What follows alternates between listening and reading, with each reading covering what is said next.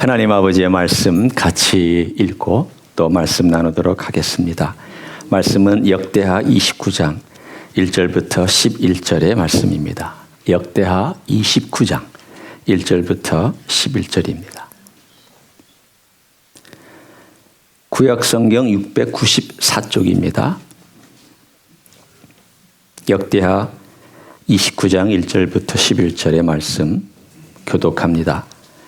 히스기야가 왕 위에 오를 때에 나이가 25세라. 예루살렘에서 29년 동안 다스리니라. 그의 어머니 이름은 아비야요 스가랴의 딸이더라.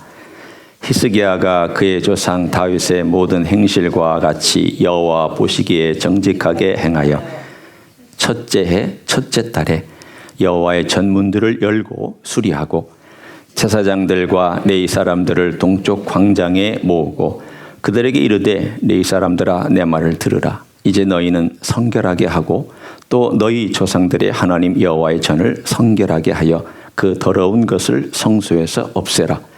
우리 조상들이 범죄하여 우리 하나님 여호와 보시기에 악을 행하여 하나님을 버리고 얼굴을 돌려 하나님의 성소를 등지고 또 낭실 문을 닫으며 등불을 끄고 성소에서 분향하지 아니하며 이스라엘 하나님께 번제를 드리지 아니하므로 여호와께서 유다와 예루살렘에 진노하시고 내버리사 두려움과 놀람과 비웃음거리가 되게 하신 것을 너희가 똑똑히 보는 바라. 이로 말미암아 우리 조상들이 칼에 엎드려지며 우리의 자녀와 아내들이 사로잡혔느니라. 이제 이스라엘의 하나님 여호와와 더불어 언약을 세워 그 맹렬한 노를 우리에게서 떠나게 할 마음이 내게 있으니 같이 읽습니다. 내 아들들아 이제는 게으르지 말라. 여호와께서 이미 너희를 택하사 그 앞에 서서 수종들어 그를 섬기며 분향하게 하셨느니라. 아멘. 오스트리아 빈 대학의 정신의학과 교수였던 빅터 프랭클이라고 하는 교수가 있었습니다.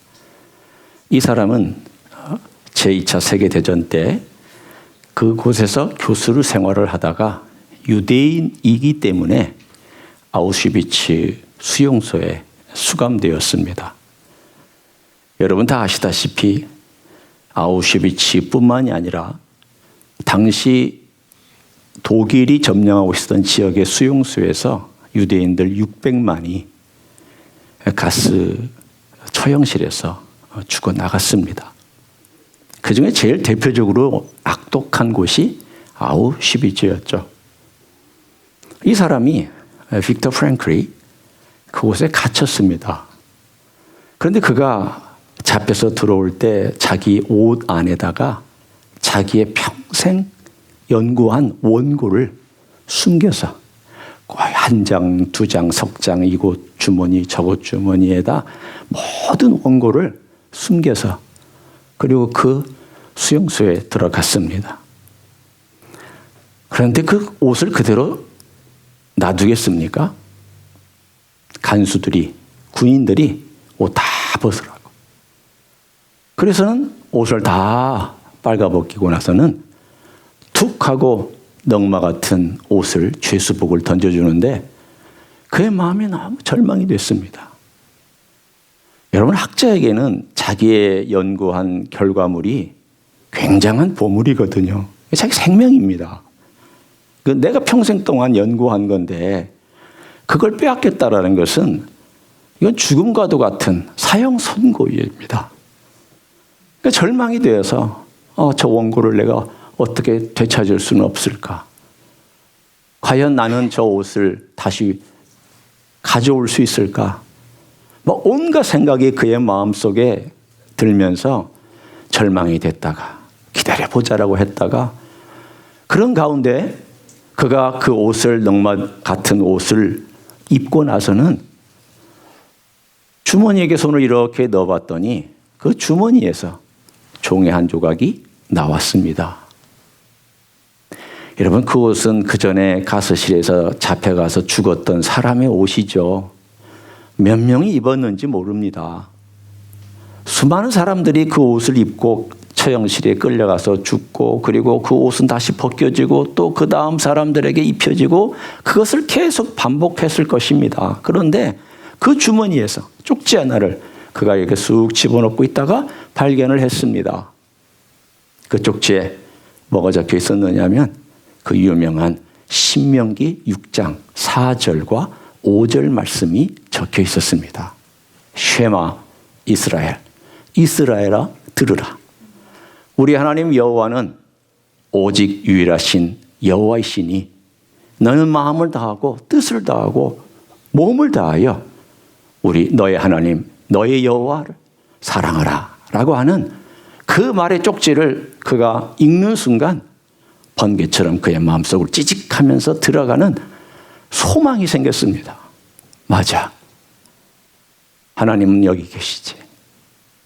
하나님을 우리가 잊고 살았지만 여기에도 하나님 계시지.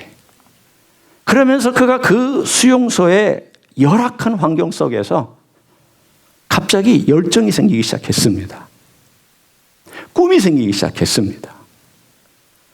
살아나갈 수 있을 거라고는 장담 못하죠. 왜냐하면 옆에 있는 사람이 어느 순간인가 끌려가고 어느 순간인가 절망 때문에 죽어가고 병들어 죽어가고 이런 것들을 직접 눈으로 목격하면서 나는 살아나갈 것이야 라고 얘기할 수 있는 그렇게 장담할 수 있는 사람이 누가 있겠습니까? 나도 내일 저 신세가 될 줄 모른다. 이게 일반적으로 사람들이 가질 수 있는 생각이었고 짐작이었습니다.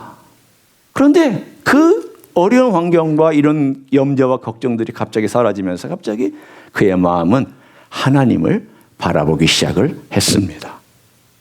그리고는 그는 그 수용소에서 살아남았습니다. 무엇이 그를 살렸냐면 그 열정이 하나님을 향한 열정과 또 다른 열정들이 그를 살려냈습니다. 여러분 이와 비슷한 이야기가 오늘 본문 역대하 29장에도 나옵니다. 역대하 29장 이 히스기야라고 하는 사람은 빅터 프랭클의 조상이죠. 히브리인이니까.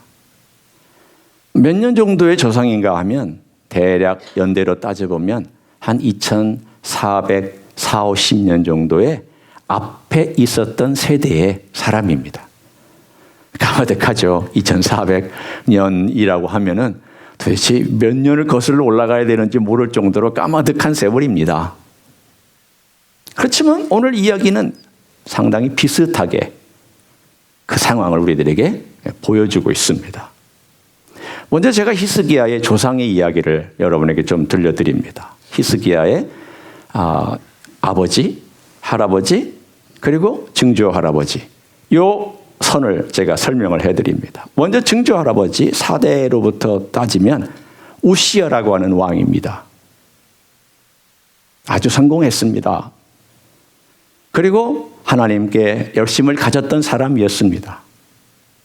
그런데 그를 가르쳐 주었던 스가랴라고 하는 스승이 사라지자 점점 하나님으로부터 멀어지기 시작하고 결국에는 어떻게 되었는가 하면 자기가 할 수 없는 일을 하고 싶어 했습니다. 그게 뭐냐면 제사장들만 드릴 수 있는 제사를 드리기 위해서 내가 제사 드리겠다. 비켜라. 제사장들이 말렸습니다. 그럴 수 없습니다라고 했지만 고집 피워서 들어간 결과 그는 이마에 우리가 흔히 문둥병이라고 얘기하는 나병을 바꾸는 그런 병생 격리된 다음에 죽음을 맞이했습니다. 그의 아들 요담이 왕이 되었습니다. 요담은 아버지가 그렇게 죽는 것을 보면서 겁이 났습니다. 당연히 겁나죠.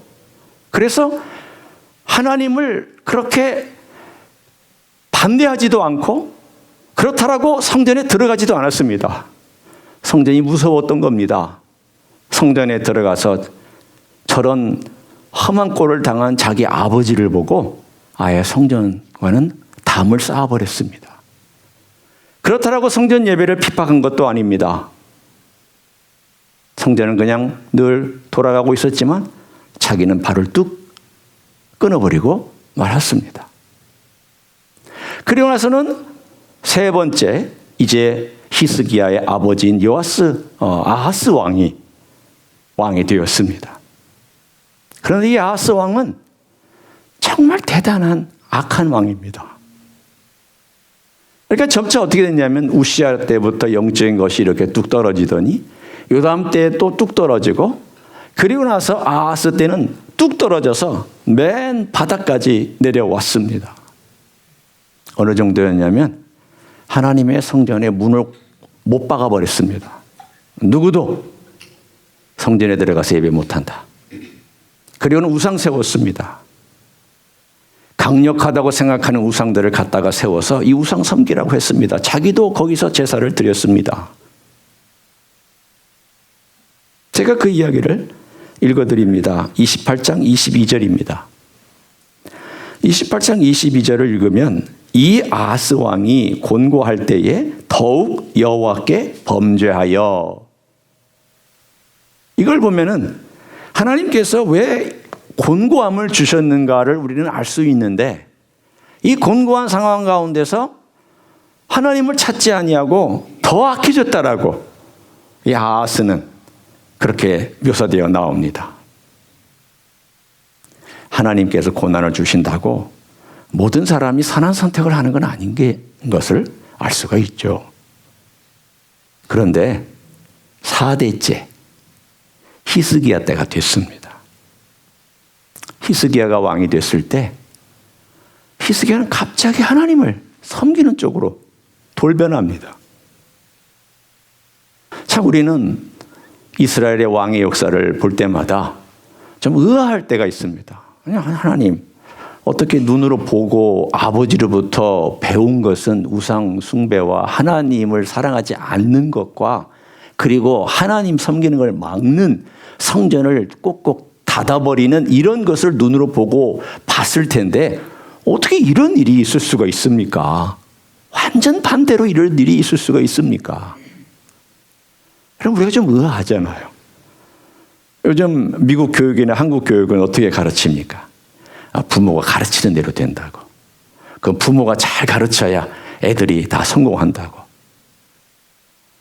꼭 그런 것만은 아닌 것 같습니다. 어떻게 보면은 부모가 못 가르쳤는데도 불구하고 잘 선택한 이 히스기야를 보면은 이거 완전히 반전의 역사가 있습니다.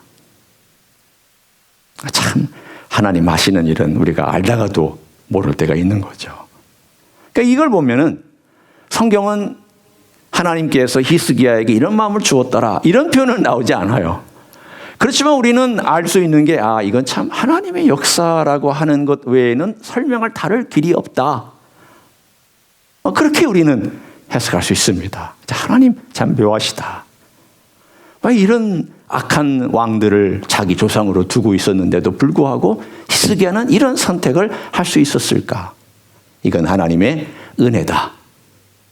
그런데 우리가 하나님의 측면, 하나님의 각도에서만 보지 않고 인간의 각도에서 이 사건을 한번 해석해 볼 수 있기를 원합니다. 히스기야가 왕이 됐을 때 어느 시대였냐면 아수르가 최강으로 강성한 때였습니다. 그 아수르는 어느 누구도 대적할 수 없는 막강한 제국이었습니다. 한 10년 전에 미국 같다고나 할까요? 이 미국을 건드릴 수 있는 나라가 없었습니다. 지금은 중국이 계속 건들고 있지만 한 10년 전만 하더라도 미국을 건들 나라는 없었습니다. 그만큼 막강했습니다. 그리고는 히스기야가 왕이 되기 7년 전에 북왕국이 멸망했습니다. 그러니까 그의 나이가 25세 왕이 됐다고 오늘 여기 나오죠. 히스기야가 왕이 오를 때 나이가 25세라. 자기 아버지하고 같이 통치하다가 올랐는지 아니면 바로 올랐는지 성경은 말하지는 않지만 일단 거기서 한 7년을 빼면 그가 10대 때, 한 17, 8살 때 북왕국이 멸망하는 것을 직접 소식을 들었습니다. 10대에 이런 소식을 들을 때 그의 마음속에 어떤 생각이 들었을까요? 이제는 유다와 베냐민만 남고 10지파가 아수르의 강력한 힘에 의해서 끌려가고 도시는 멸망하고 사람들은 뿔뿔이 흩어지고 저 멀리 외국인들은 그 땅에 다시 이민 오고 그 땅에 있었던 사람들은 잡혀가서 온 천지 사방 아수르 제국의 끝까지 흩어버리는 이런 정책에 의해서 멸망하는 모습을 보면서 히스기야는 어떤 생각을 했을까요? 왜 이런 일이 있을까? 왜 이런 비극이 있을까? 그러면서 그는 그 비극 속에서 자기 아버지와 다른 선택을 했습니다. 우리 아버지는 우상을 섬겼고 우리 아버지는 성전을 막았지만 나는 그렇게 하지 않으리라. 뭐가 문제인가? 뭐가 이렇게 우리를 힘들게 하는가? 그리고 이 아수르라고 하는 거대한 제국에 맞서서 싸울 수 있는 힘은 무엇인가? 우리 민족? 아무것도 아니다. 아니 10지파도 감당하지 못한 그 힘을 내가 어찌 감당하랴? 아니 아람 민족들도 감당하지 못한 그 힘을 내가 어찌 감당하랴? 애굽도 벌벌 떨고 있고 다 떨고 있는 그 세력을 어찌 감당하랴? 처음에는 히스기야도 애굽에다가 사신을 보내서 같이 힘 좀 합칩시다 이런 시도도 해봤다가 아수르의 조공을 바치면서 우리는 침략하지 말아달라고 해봤다가 이것저것 해봤는데 아무 소용이 없는 걸 알고 이런 모든 것들은 헛바람에 불과하다는 것을 깨닫고는 하나님께로 그런 눈을 돌렸습니다. 그리고는 그 하나님께 눈을 돌리고서는 오늘 있는 이 작업이 바로 그가 하나님을 향한 열정을 회복하는 계기가 되었습니다. 그것은 바로 전쟁이라고 하는, 멸망이라고 하는, 위기라고 하는 절대절명의 순간 앞에서 내가 선택할 것은 하나님밖에 없다라는 것을 그는 깨달았습니다. 그 절망 속에서 그는 하나님을 바라봤습니다. 하나님, 어떻게 해야 살아남을 수 있을까요? 하나님, 우리가 어떻게 해야 이 위기를 이겨낼 수 있을까요? 자기 조상들의 역사를 쭉 생각을 해봤습니다. 그리고는 말합니다. 사람들을 불러 모았습니다. 제일 먼저 레위와 레위인들과 제사장들을 불러 모았습니다. 그리고는 그들 앞에서 호소합니다. 너희들 보지 않았느냐? 우리 아버지와 우리의 선대의 왕들이 이 성전을 무시하고 멸시하고 하나님 예배를 문 닫았던 것을 보지 않았느냐? 그리고 우리나라는 이렇게 쫄아들어서 그야말로 바람 앞에 있는 촛불처럼 언제 꺼져도 아무 문제가 없는 그런 나라가 되지 않았느냐? 이제 우리는 일어서야 한다. 하나님을 바라보고 서야 한다. 서야 하는데 내가 먼저 마음을 정했으니 너희도 마음을 정하라. 오늘 히스기야가 한 말 10절을 보십시오. 이제 이스라엘 하나님 여호와와 더불어 언약을 세워 그 맹렬한 노를 우리에게서 떠나게 할 마음이 내게 있노니. 하나님의 진노를 그는 보았고 이 땅이 경험하고 있는 그 고통과 눈물이 우리가 하나님을 떠나서 마음대로 살았던 것임을 알고 그는 다시금 하나님을 향한 열정을 회복하기를 원했습니다. 여러분, 참 놀라운 것은 히스기야 때문에 유다 왕국이 120년을 더 연장할 수 있었습니다. 그러면 이렇게 여러분 말씀하실 거예요. 어차피 멸망할 건 그거 뭐 그때 멸망하나 그 120년 후에 멸망하나 무슨 차이가 있습니까? 이렇게 질문하신 분이 혹시 계실까 봐 제가 대답을 해드립니다. 엄청난 차이가 있습니다. 첫째, 아수르에 멸망했으면 뿔뿔이 흩어집니다. 아수르의 정책은 자기 그 백성을 그 땅에 남겨놓지 않습니다. 다른 민족들을 거기다가 이주시켜서 혼합 결혼을 시킨 다음 그 민족의 정체성을 다 없애버립니다. 그러니까 잔인한 정책이었습니다. 그런데 120년 후에 바벨론에 의해서 멸망했을 때 바벨론 제국은 그렇게까지는 하지 않았습니다. 바벨론 제국은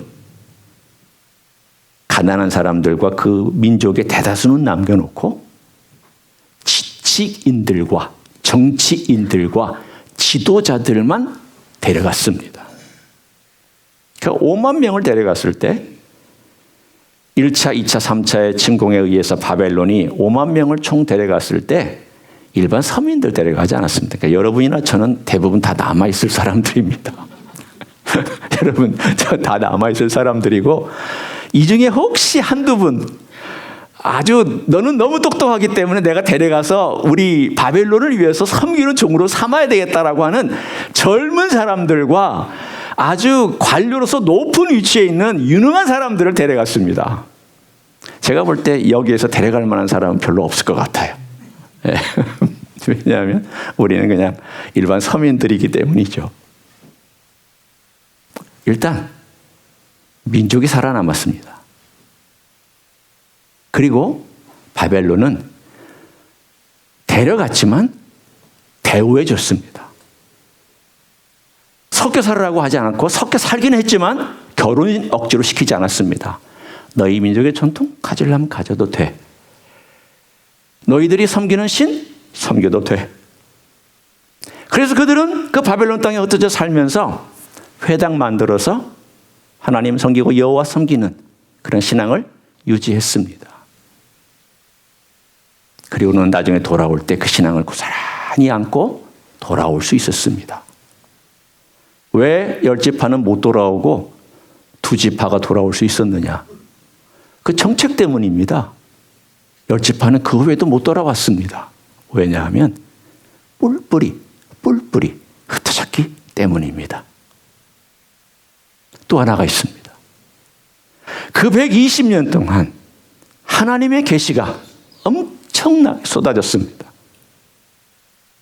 이건 대단히 중요합니다. 하나님의 계시와 말씀이 그 120년 동안 선지자들과 많은 사람들을 통해 쏟아졌다는 것은 우리에게 풍성한 계시를 주었다는 뜻입니다. 우리에게도 예레미야, 에스겔, 다니엘, 스가랴, 학개 이 모든 선지서들이 언제 쓰였느냐? 그 120년 동안에. 그거 외에도 우리가 읽은 이 역대상하 바로 이 120년 그 시절에 그리고 그것이 끝난 다음에 쓰여졌던 책들입니다. 엄청난 계시를 하나님께서 주셨습니다. 누구 때문에 이런 혜택을 누리게 됐느냐? 한 사람 히스기야가 하나님께 자신의 열정을 회복하고 하나님을 바라봤던 그것 때문에 하나님은 히스기야를 통해서 그 민족을 축복해 주시고 그래도 아수르에게 멸망하지 않고 나중에 결국은 또 내려가고 또 내려가고 또 내려가서 타락했지만 그래도 120년을 연장해 주셨던 은혜를 경험하게 되었습니다. 여러분, 이것은 작은 은혜가 아닙니다. 절대 사소한 것이 아닙니다. 히스기야가 일으켰던 이 놀라운 은혜가 얼마나 이스라엘 민족과 세계 역사에 큰 영향을 주었는지. 여러분, 우리 교회 모임은요, 회당의 모임 때문에 사실은 그 유사함을 가지고 지금까지 존속하고 있습니다. 여러분 잘 모르시겠지만 회당 그러면 유대인들이 이 가까운 데서 모여서 이렇게 살고 하는 그런 회당으로만 생각하시겠지만 우리가 가지고 있는 이 포맷, 예배의 포맷, 찬양의 포맷, 그리고 하나님께 나아가는 이 모든 것들은요, 회당하고 거의 99%가 비슷합니다. 그들에게 딱 한 가지 빠진 것이 있다면 예수님만 빠져 있습니다. 어디서부터 얻은 자산이냐면 회당에서 얻은 자산입니다. 유대인들이 우리에게 주었던 유산이 말씀뿐이겠어요? 정신적인 유산뿐이겠어요? 우리에게 복음을 전해준 사도 바울과 같은 사람, 우리에게 복음을 전해줬던 베드로와 요한과 야고보 같은 사람, 이 사람들이 누구 때문에 우리에게 전달해 주었고 이 복음을 전해 주었고 예루살렘에서 복음이 전파되어 온 세상에 나갈 수 있게 되었느냐면 좀 거슬러 올라가면 조금 과장할 수도 있지만 히스기야 한 사람 때문에 그게 가능해진 것입니다. 히스기야가 그 민족을 살려냈기 때문에 이 모든 것들이 가능하게 우리에게 영적인 자산으로 왔습니다. 이걸 작다고 그러시겠어요? 절대 작지 않습니다. 한 사람이 하나님을 향한 사랑의 열망을 가지면 수천 대에 이르러 이런 놀라운 결실을 봅니다. 간과하지 마십시오. 작게 여기지 마십시오. 히스기야가 하나님을 사랑해서 고백한 이 고백을 사소한 것으로 여기지 마십시오.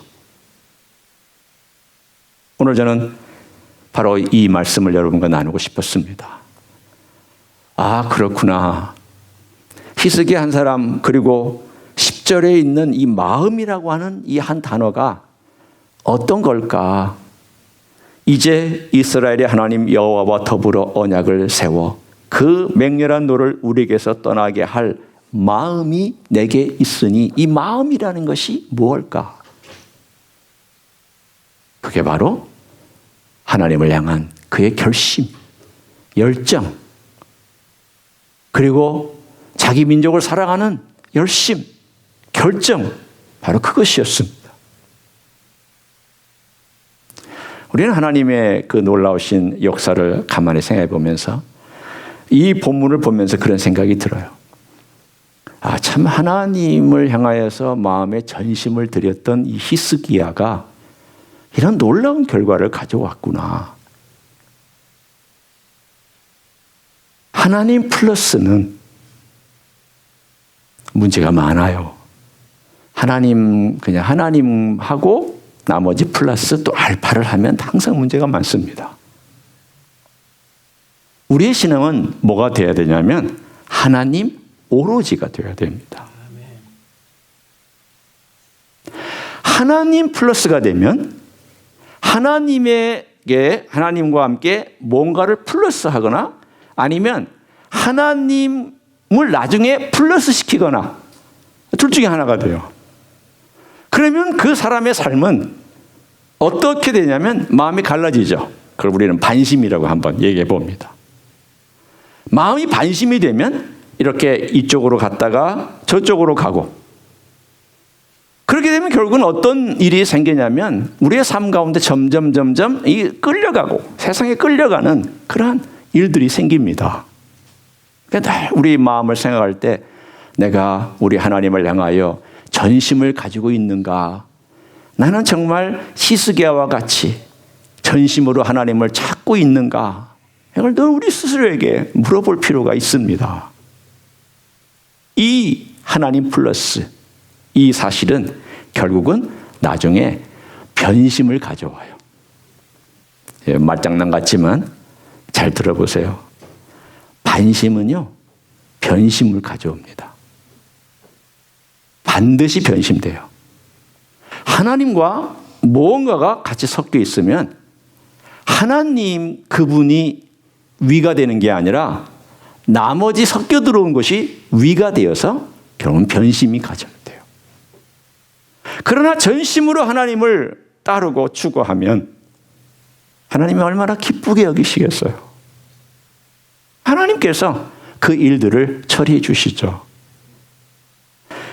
히스기야가 이 마음을 먹었을 때, 그리고 그 위에 쭉 보면은 히스기야가 얼마나 하나님을 향하여 전심으로 그것들을 추구하고 있는지, 그 위기 속에서, 그 두려움 속에서 자기 아버지는 반대로 갔죠. 자기 아버지는 하나님 아닌 쪽으로 극단적으로 치우렸지만 히스기야는 그걸 보면서 저건 아니다. 나는 아버지처럼 살지 않겠다. 아버지가 어떻게 저렇게 하나님을 떠날 수가 있느냐. 그러면서 하나님을 향하여서 그는 마음의 전심을 향하여 드렸고 추구했고 그리고 열심을 냈습니다. 하나님이 그를 이쁘게 보셨습니다.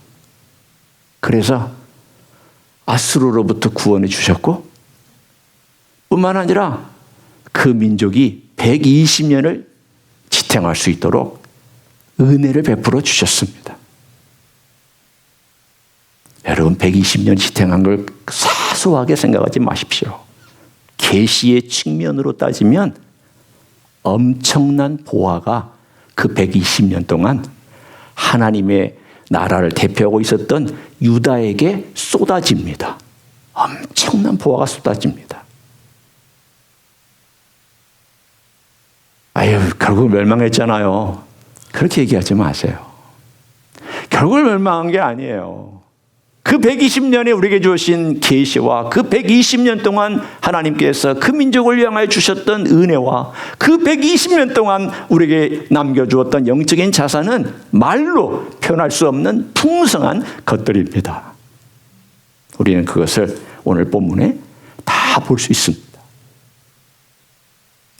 히스기야는 그렇게 하나님을 사랑하고 하나님께 열심을 내고 그 민족을 살려냈고 그리고 120년을 연장했고 그리고는 나중에 바벨론에 의해서 멸망했지만 다시 돌아올 수 있었고 그리고는 그 이후에도 계속되는 영적인 자산을 풍성하게 누릴 수가 있었습니다. 그 일을 행한 사람이 누구냐면 한 사람, 히스기야입니다. 히스기야가 하나님을 향하여 이런 마음을 먹었을 때 하나님은 너무 마음이 기뻤고 하나님은 그런 민족을 축복해 주셨고 그리고 풍성한 영적인 자산을 우리들에게 주셨습니다. 이제 하나님께 열망을 가지고 살았던 그 이야기의 초반으로 다시 돌아와서 우리 빅터 프랭클이라고 하는 정신의학과 교수의 이야기를 이제 마무리하려고 합니다. 이 사람이 하나님 은혜 가운데서 살아남았어요. 그 아우슈비츠에서 살아남았어요. 그 절망 속에서 사람들은 가스실에서도 죽었지만 병들어도 죽었습니다. 왜 병들어 죽었느냐 하면 절망이 그들의 마음을 지배했기 때문이에요. 병들어 죽었습니다. 아파 죽었습니다. 견디지 못하고 죽어나갔습니다. 물론 영양실조도 있겠죠. 그런데 이 사람의 눈은 반짝반짝반짝했습니다. 항상. 왜 그런 줄 아십니까? 오늘 살면서 오늘 사는 내 삶 가운데서 이들에게 있는 그 고난과 아픔과 그 눈물에도 불구하고 그의 삶에 하나님이 나에게 주신 그게 뭘까? 그리고 내가 이 사람들 속에 있는 그 하나님의 역사를 어떻게 발견할까? 그러면서 그의 그 연구를 계속했습니다. 사람들을 연구 대상으로만 삼은 건 아닙니다. 그런 사람들에게 소망을 집어넣어줬습니다. 우리는 미래는 모르지만 그러나 절망하지 말자. 우리의 삶 가운데서 있는 이 모든 것들 정성을 다해서 우리가 살자. 그리고 소망을 갖자. 그러면서 그가 발전시킨 그런 내용이 있습니다. 절망에 빠져서 고통스러운 사람들을 그는 도우면서 이렇게 말했습니다. 이게 전부는 아니다. 그리고 이것에 굴복해서도 안 된다. 미래는 우리 것도 아니지만 그러나 우리가 여기서 절망하면 끝이다. 그래서 그런 그 절망 속에서 자기가 만나는 사람들에게 소망을 심어줬습니다. 그리고는 그가 발견한 내용들을 조그마한 종이 쪽지에다 계속 썼습니다. 그러니까 자기가 발견할 수 있는 그 종이 그 수용소에 무슨 종이가 많았겠습니까? 그렇지만 할 수 있는 최대한을 해서 그 하나하나 주머니에 자리에 꾸깃꾸깃 넣어서 보관하면서 언젠가 만일 내가 이 수용소에서 나간다면 나는 이것을 통하여 사람들에게 도움을 줄 수 있으리라. 그래서 온갖 쪽지들로 여러분 생각해 보세요. 이 아우슈비츠 수용소라는 게 여러분 영화나 이런 어떤 것들 아시잖아요. 조그마한 쪽지들 꾸깃꾸깃 쓴 것들 그냥 이곳 주머니 저곳 주머니에 막 쑤셔놓고 한 것들 그것들을 가지고 살았어요. 아니 남들은 뭐 무슨 의미로 그렇게 하는 건지도 모르고 그렇게 물어보겠지만 그는 그렇게 했어요. 하루하루 살면서 이게 나에게 준 만약에 내가 나간다면 내가 산다면 나는 할 거고 그런데 그렇지 못해도 나는 이렇게 할 거다. 그래서 계속 했는데 결국은 해방돼서 그가 나갔습니다. 다시 교수가 됐어요. 다시 회복됐습니다. 그리고는 그는 유명한 교수가 다시 되어서 삶의 의미에 대한 이야기를 썼으며 많은 사람들에게 영향을 미치는 그러한 치료법을 정신과 의사였으니까 개발했는데 그게 바로 뭐냐면 의미요법이라는 것입니다. 의미요법. 그러니까 로고세라피라고 보통 얘기를 해요. 로고세라피. 그 의미요법을 발견해서 인생의 모든 일에 고난 가운데 있을지라도 그게 마지막이 아니다. 소망을 갖고 그리고 의미를 부여할 때 의미가 없다는 게 아니에요. 의미가 있는 것을 찾을 때 거기에서부터 새로운 일들을 행할 수 있다라고 하면서 그렇게 삶을 변화시키는 일을 도와주기 시작을 했습니다. 여러분, 히스기야 이야기나 2400년 후에 태어났던 이 빅터 프랭클이라고 하는 사람이나 2400년을 간격을 두고 있지만은 그래 중요한 게 있습니다. 그게 뭐냐면 다른 것이 아니라 이 땅에 우리가 삶 가운데서 살아갈 때에 위기가 닥치고 어려움이 우리를 덮치고 환난과 역경이 있을 때 우리 하나님 앞에서 어떻게 그것을 받아들이고 살아가느냐. 그 받아들이고 살아가는 그 면에 있어서 히스기야나 이 사람이 보여준 첫 번째 태도가 있습니다. 그게 뭐냐면 주님을 향한 열망을 다시 한번 회복하는 겁니다. 주님께서 이 어려움을 주셨을 때, 이 환난과 역경을 주셨을 때 주님이 원하시는 게 뭘까? 그래서 그의 마음에는 그가 경험했었던 아까 그 빅터 프랭클이라는 사람 혹은 그 사람이 경험했던 쪽지 하나가 그의 마음에 도화선이 되었던 것처럼 내가 이 땅에 살면서 하나님을 사랑하고 하나님께 주신 이 기회에 내가 사람들을 섬겨야 되겠다. 그리고 소용수에서 사람들을 섬겼습니다. 결국은 절망에 빠진 사람들을 보면서 도와줬습니다. 소망을 가지라고. 이게 마지막이 아니라고. 그래서 죽어가는 사람들에게 소망을 주고 절망적인 사람들에게 소망을 주고 그는 자기도 그렇게 소망 가운데 살았습니다. 그러다가 결국은 그는 종이 조각에 결국 남겼던 그 모든 것들을 다 종합해서 우리가 흔히 얘기하는 정신과의 의미요법이라는 것을 개발해서 후대의 사람들에게 남겨놓았습니다. 히스기야를 보십시오. 절망적입니다. 거대한 제국이 쳐들어옵니다. 조그마한 쥐꼬리만한 나라, 힘도 없습니다. 그런데 그는 하나님께 자신의 모든 걸 걸고 맡깁니다. 하나님, 제가 할 수 있는 걸 하겠습니다. 하나님 도와주십시오. 저는 하나님께 제 자신을 먼저 드리고 그리고 레위인들과 함께 이 민족과 나라가 행할 일들을 하겠습니다. 나머지는 주님께서 해주십시오. 제가 할 수 있는 열정을 가지고 섬기겠습니다. 사랑하겠습니다. 주님 의지하겠습니다. 나머지는 주님께서 해결해 주십시오. 결국 히스기야는 아수르라고 하는 거대한 제국을 물리치는 왕이 됩니다.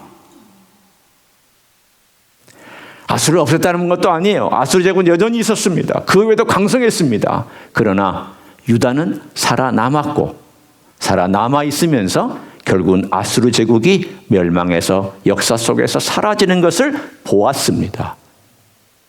그 위기를 어떻게 견뎌냈느냐? 하나님을 바라보고 하나님을 향한 열심과 의지를 가지고 견뎌냈습니다. 사랑하는 성도 여러분, 우리의 삶 가운데서 보면 우리를 힘들게 하고 우리를 어렵게 하는 그런 역경들과 어려움들이 닥쳐오죠. 이 사람하고 비슷해요. 빅터 프랭클하고 비슷합니다. 이 사람도 생각하면은 이 환난, 역경 이런 것들 속에서 이거 어떻게 견뎌내지? 낭망하죠. 살아나갈 길이 없으니까. 전쟁은 영원할 것 같고 죽어나간 사람은 매일매일 눈앞에 보이니까. 그런데 그 가운데서 하루하루 사는 거예요. 누구를 의지하고? 하나님 의지하고. 의지하면서 그 의미를 하나님이 나에게 여기 있게 한 의미가 뭘까? 그리고 하나님께서 이 일을 하게 하는 그 놀라운 일이 뭘까?